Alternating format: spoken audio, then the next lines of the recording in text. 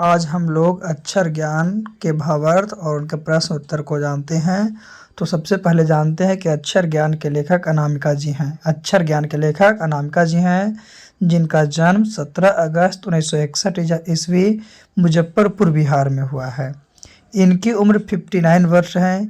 इनके पिता श्यामनंदन किशोर बिहार विश्वविद्यालय मुजफ्फरपुर में हिंदी विभाग के अध्यक्ष थे और कवित्री अनामिका दिल्ली विश्वविद्यालय से अंग्रेजी में एमए और पीएचडी करने के बाद सत्यवती कॉलेज दिल्ली में अध्यापन कार्य आरंभ किए।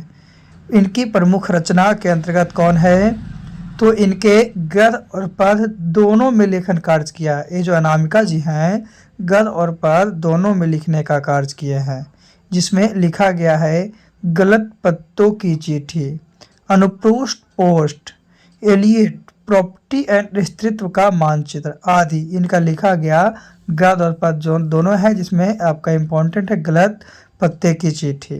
तो कविता परिचय के माध्यम से अगर देखते हैं तो प्रस्तुत कविता समसामयिक कविताओं की चुनी हुई कविताओं की चर्चित श्रृंखला कवि ने कहा से संकलित है। ये जो है इनकी प्रसिद्ध कविता कवि ने कहा उससे आपका अक्षर ज्ञान को लिया गया है।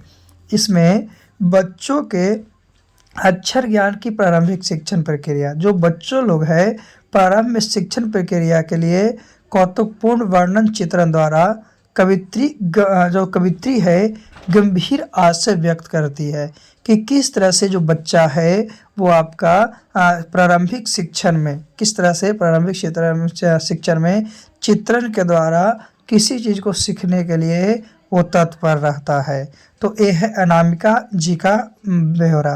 तो चलिए हम लोग अक्षर ज्ञान के क्या है लाइन को भावार्थ को समझने के प्रयास करते हैं कि इसका भावार्थ क्या है ना, और इसमें कौन कौन जो क्वेश्चन है वो आपके एग्ज़ाम के लिए इम्पोर्टेंट है, कौन कौन क्वेश्चन जो है एग्ज़ाम के लिए इम्पोर्टेंट है। तो बिना समय नष्ट किए हुए हम लोग लाइन बाय लाइन भावार्थ को जानते हैं।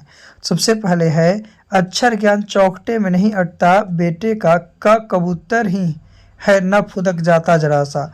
तो कवित्री अनामिका बच्चों के अक्षर ज्ञान के बारे में कहती है कि जब माता पिता बच्चों के अक्षर सिखाना आरंभ करते हैं, जब बच्चों को अक्षर को सिखाना प्रारंभ करते हैं, तब बाल्यावस्था के कारण बचपना के कारण बच्चा बड़ी कठिनाई से क वर्ण का उच्चारण कर पाता है। बहुत परिश्रम के बाद क वर्ण का उच्चारण करता है। दूसरा पैराग्राफ है कि पंक्ति से उतर जाता है उसका ख खरगोश की खालिश बेचैनी में, गमला सा टूटता हुआ उसके ग घड़े से लुढ़कता हुआ घ। इसके बाद जब ख वर्ण की बारी आती है और उसके बाद ग और घ वर्ण भी सीखता है, लेकिन अबोधता के कारण बच्चा इन वर्णों को क्रम से नहीं बोल पाता है।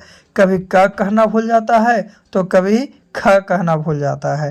तात्पर्य है कि व्यक्ति का प्रारंभिक जीवन सही गलत के बीच झूलता रहता है कि क्या सही है और क्या गलत है। जैसे क ख ग के सही ज्ञान के लिए बेचैन रहता है, जैसे बच्चे जो है क ख ग घ के सही ज्ञान के लिए बेचैन रहता है, उसी तरह से आदमी का जीवन भी है, वो भी क्या है सही गलत के बीच क्या रहता है, वो आपका झूलते रहता है। किसके किसके बीच, तो सही गलत जो है उसके बीच वो झूलते रहता है। तो दूसरे पंक्ति का अर्थ ये था, है ना, पंक्ति से उतर जाता था ख जान गया तो ग के बाद घ, लेकिन इसी के बीच में क्या है वो हमेशा भूलते रहता है और भूलने के उपरांत समस्याएं आती रहती है। तो अभी आप लोगों को दो पैराग्राफ का भावार्थ को बताया गया है, भाव को बताया गया है। किसके भावार्थ को बताया गया है, भाव को बताया गया है।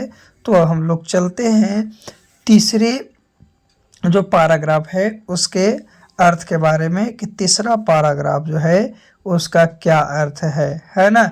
ऐसे हम लोग दो पैराग्राफ को जान चुके हैं, तो तीसरे में प्रवेश करते हैं कि तीसरा पैराग्राफ क्या है। तो तीसरा पैराग्राफ है अड़ा पर आकर थमक जाता है उसे नहीं सहता है अड़ा, अड़ा के ड को वह समझता है, माँ और उसके बगल में बिंदु को मानता है, गोदी में बैठा बेटा। कह रहा है कवित्री कहती है अक्षर ज्ञान की प्रारंभिक शिक्षा पाने वाला बच्चा क वर्ग के पंचवें अक्षर को वर्ण क्या है, अड़ा का ट वर्ग का ड और अनुस्वार वर्ग में गोदी में बैठा बैठा मान लेता है। उसका जो बच्चा है अड़ा को क्या होता है, ड मान लेता है ना। बच्चे को लगता है, बच्चा जो है उसको लगता है कि अड़ा वर्ण के आगे अनुस्वार लगाने से अड़ा बन जाता है। बच्चे जो सोचते हैं कि अगर अनुस्वार लगाएंगे तो अड़ा बन जाएगा। तो इस तरह से तीसरे पैराग्राफ का आपका क्या था, तो तीसरे पैराग्राफ का अर्थ था। चलिए चौथे पैराग्राफ की बात करते हैं। तो चौथे पैराग्राफ में है कि माँ बेटे सदते नहीं उनसे और उन्हें लिख लेने की अनवरत कोशिश में उसके आ जाते हैं आंसू। आंसू पहली विफलता पर छलके आंसू ही है शायद प्रथमा अक्षर सृष्टि के विकास कथा के। यानी कवि जो है कहती है कि बच्चा जो है अड़ा वर्ण का सही उच्चारण नहीं कर पाता, अड़ा वर्ण जो है उसका सही उच्चारण नहीं कर पाता है।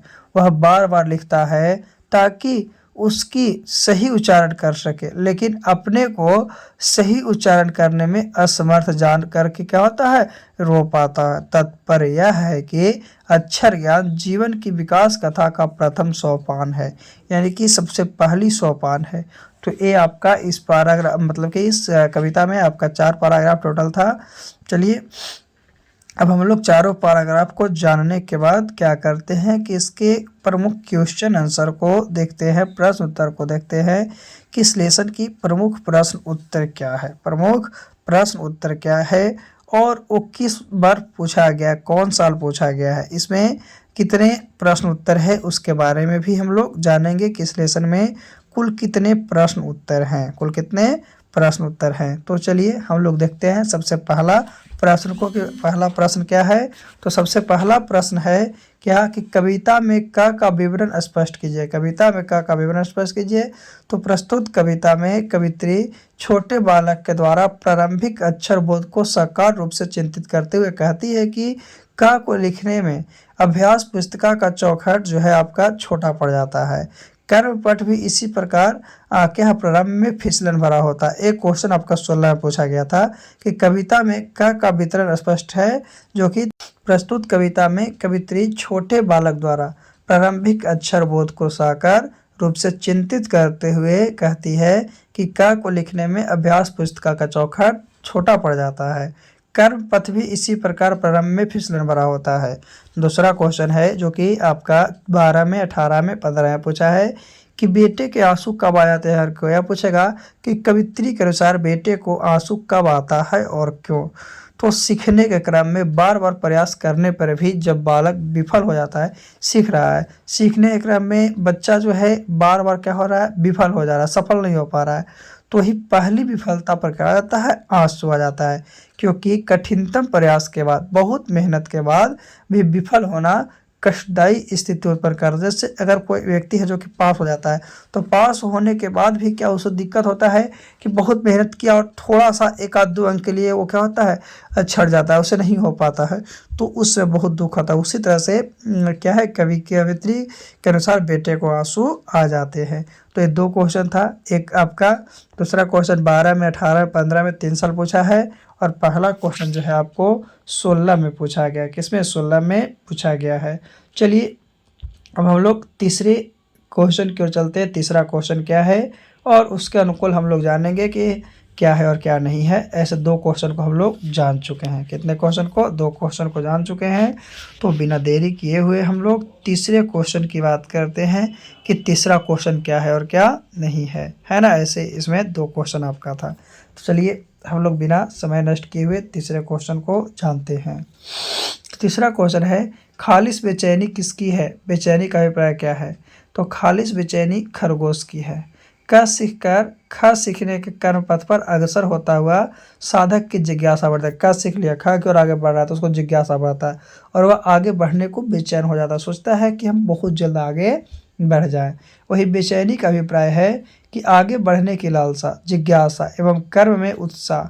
तो बेटे के लिए अड़ा क्या है और क्यों। अगला क्वेश्चन है कि बेटे के लिए अड़ा क्या है और क्यों। तो बेटे के लिए अड़ा उसको गोद में लेकर बैठने वाली माँ है, उसको गोद में लेकर बैठने वाली माँ है। माँ स्नेह देती है, प्रेम देती है। अड़ा भी का को लेकर घ तक सीखने के क्रम के बाद आता है, वहाँ स्थिरता आ जाती है, साधना क्रम रुक जाता है। ठीक उसी प्रकार जिस प्रकार जो कर्मवत बालक है माँ की गोद में स्थिर हो जाता है। तो ये इस लेसन का क्वेश्चन आंसर था। क्वेश्चन आंसर के साथ साथ हम लोग इस लेसन में देखें कि कौन किसका अर्थ है। तो आज के लिए इतना ही, फिर से हम लोग अगले वीडियो में पुनः मिलेंगे।